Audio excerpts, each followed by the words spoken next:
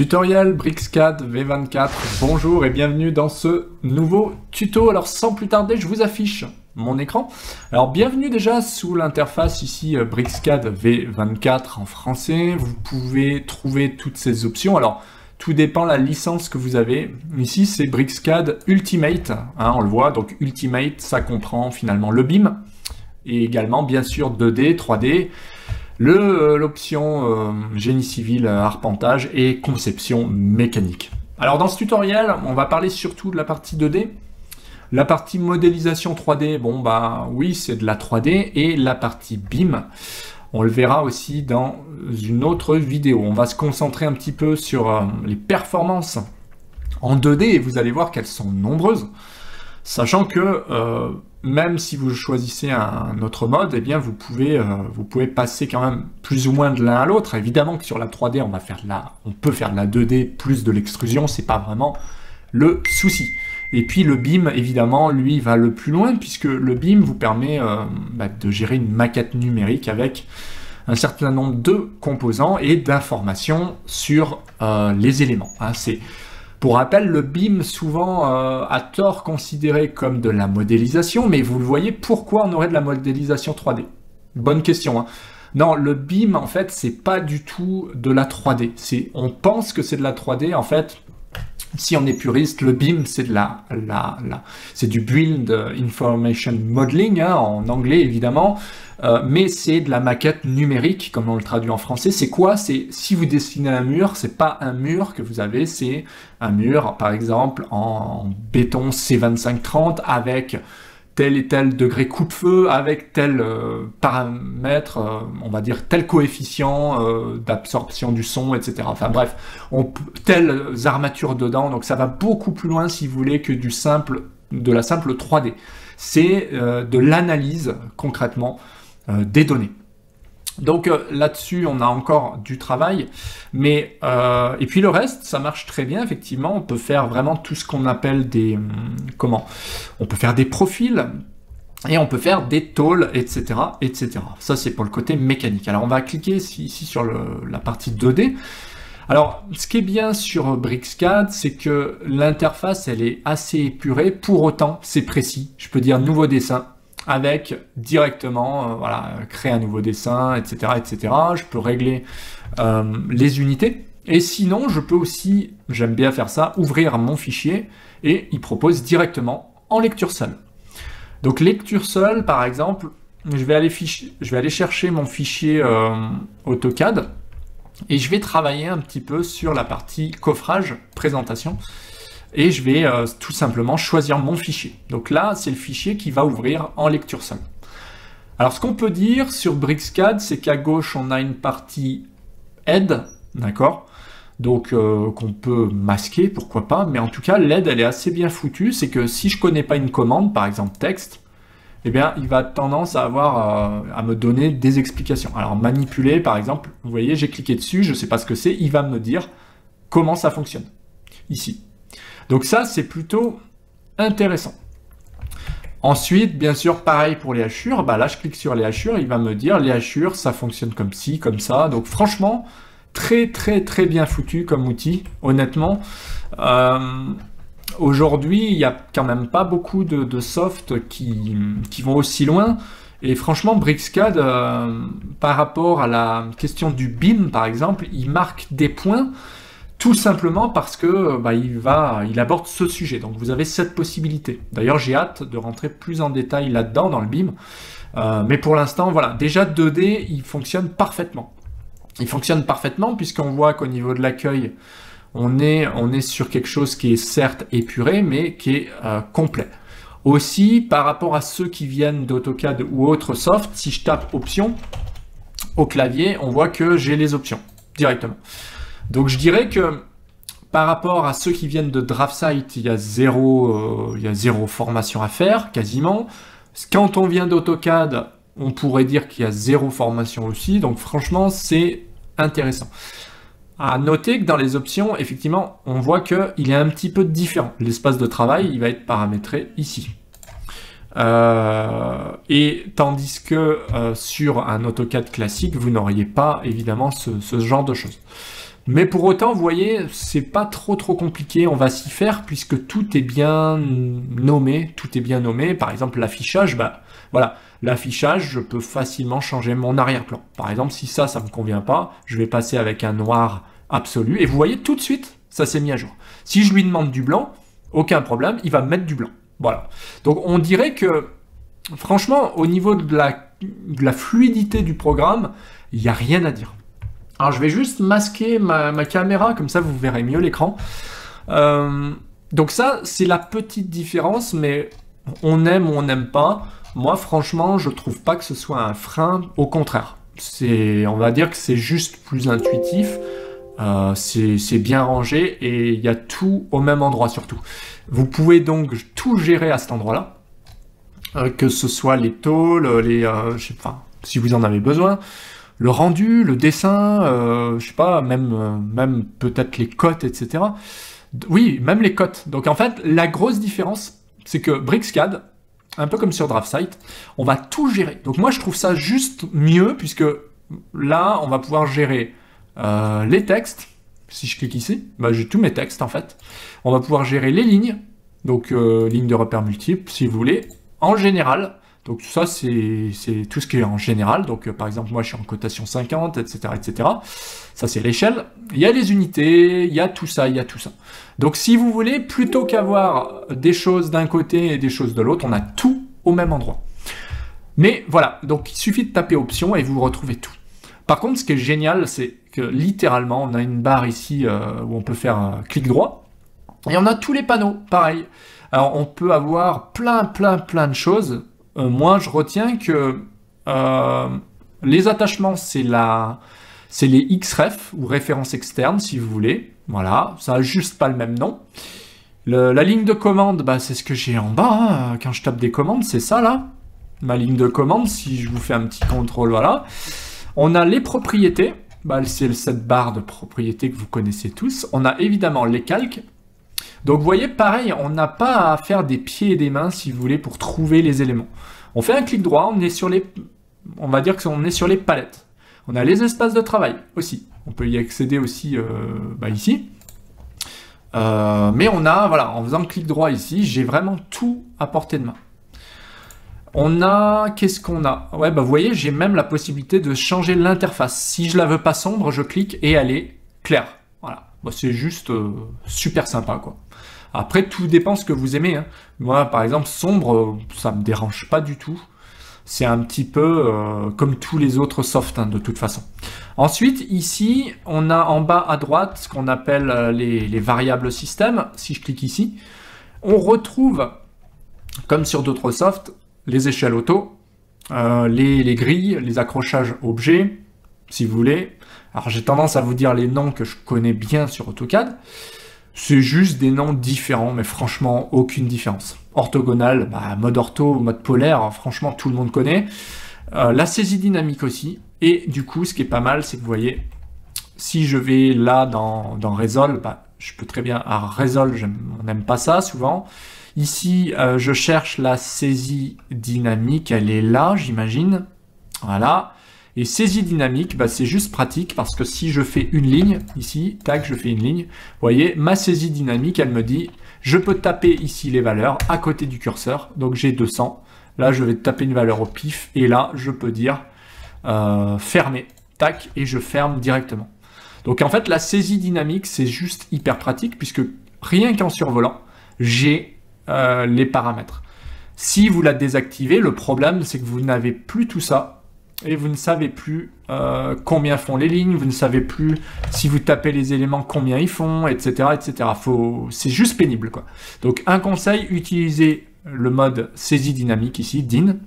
Comme ça, vous tapez 1 mètre, donc 100. Là, je vais taper 150, 100 et 150. Voilà.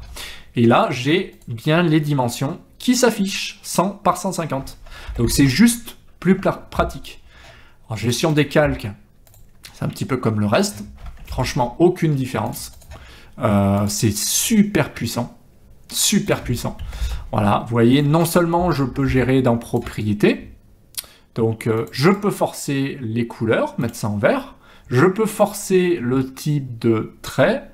ici, tac, et voilà, automatiquement. Bon, là, c'est pas flagrant puisque c'était pas les bons types, je vais mettre plutôt ça. Et voilà, on a directement changé le... Voilà. À savoir qu'on évite de forcer, pourquoi? Parce que là, vous voyez, si je change ensuite de calque, eh bien, j'ai plus les propriétés, j'ai forcé tout, les couleurs, etc. Donc, en général, plutôt que forcer, on change directement de calque. Je me mets en hachure, je suis comme ça. Je me mets en mur dessus, je suis en pointillé. Les hachures. Alors, les hachures, on va sélectionner en général... si c'est une polyligne, des contours, mais on peut aussi sélectionner des objets ici, et on va changer en double-cliquant, ou après coup, je vais changer l'échelle. Ok. Donc vous voyez là, c'est pas terrible au niveau de ma couleur, je vais me mettre en vert, et on voit que c'est trop petit. Donc je double-clique, et je me mets en, ici, 50 en échelle. Ok. Voilà. On va juste faire un petit test. Si j'étire cet objet-là, on va faire commande étirer. Donc E pour étirer. Et je peux étirer F8 pour ortho. Tac. Donc on voit que les hachures, bah, elles suivent. Hein, ça, c'est plutôt intéressant. Tac. Et elles suivent aussi comme ça. Donc, en fait, ça, ce que j'ai fait, c'est plutôt dans modifier. On va trouver plus d'options en cliquant là.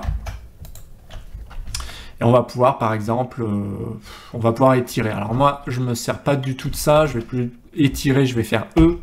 Voilà, et je vais étirer comme ça. Mais si vous ne connaissez pas les raccourcis clavier, bah, n'hésitez pas à regarder ici. Vous avez toutes sortes de choses. Il y a beaucoup de choses, en fait. Et par exemple, chanfreiner, voilà, on peut faire des raccords, on peut déplacer, évidemment, hein, comme ça. Je peux déplacer des objets, tac, directement. On voit donc au niveau de navigation, si je clique, ce qui est pas mal, c'est qu'on a ici directement possibilité de sélectionner des choses. Donc ça, c'est les possibilités supplémentaires. Sinon, dessin 2D, rien à dire, on retrouve les objets qu'on utilise couramment, on va dire. Dans l'accueil, moi j'aime bien, il y a à peu près tout, hein, c'est-à-dire texte, je peux mettre un texte ici directement, texte, voilà.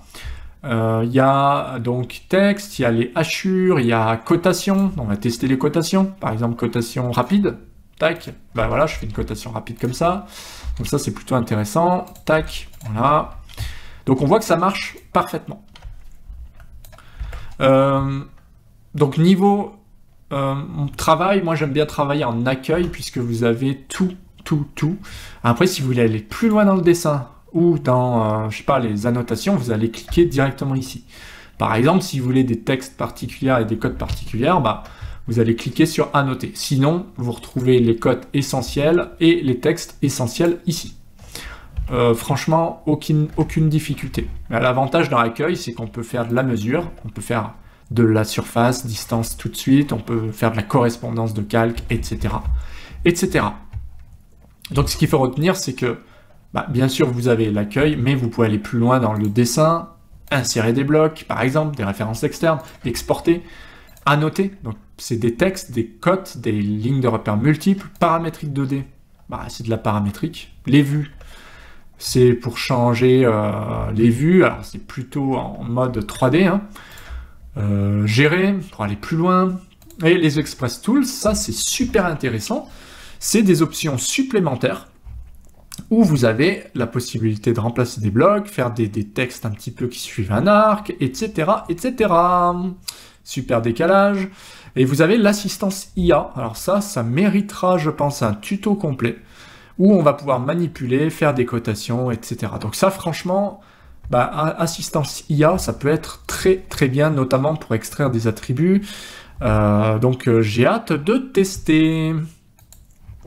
Donc voilà ce qu'on pouvait dire déjà hein, sur la partie 2D, vous voyez que c'est très puissant.